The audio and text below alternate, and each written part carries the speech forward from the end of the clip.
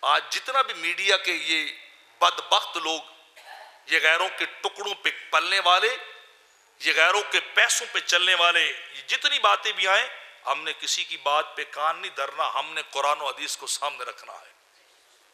ہم خاندان والے ہیں تو خاندانی زندگی گزاریں گے، ہم آوارہ لوگ نہیں ہیں، ہم بے حیا لوگ نہیں ہیں، ہم ننگے جسموں کے پجاری لوگ نہیں ہیں، ہم حیا اور غیرت والے ہیں۔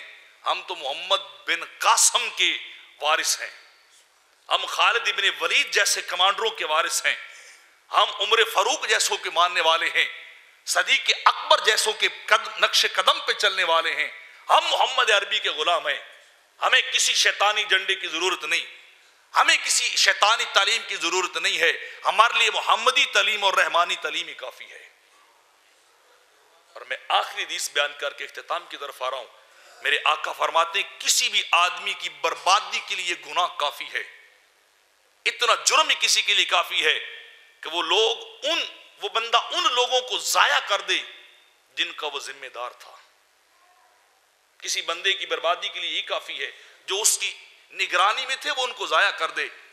بیگم میاں کی نگرانی میں ہے، بیٹا باپ کی نگرانی میں ہے، بیٹی ماں کی نگرانی میں ہے، یہ سارے ایک دوسرے کے ذمہ دار ہیں۔ اور اگر باپ اپنی اولاد کی تربیت نہ کرے، میاں اپنی بیوی کی حفاظت نہ کرے، تو وہ اللہ کے ہاں مجرم اور برباد شخص ہے، وہ وہاں اس سے پوچھا جائے گا۔ اور ان لوگوں کا کیا نظریہ ہے؟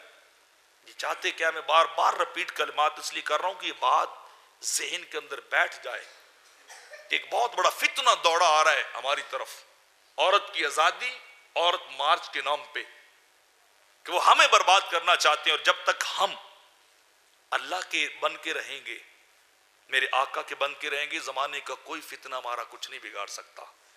لیکن اگر ہم نے خدا اور اس کے رسول کے دامن کو چھوڑا، نہ عزت باقی رہے گی، نہ بیٹی باقی رہے گی، نہ بیگم باقی رہے گی، نہ خاندان باقی رہے گا، سب کچھ برباد، پھر انسان نہ دنیا کا نہ آخرت کا۔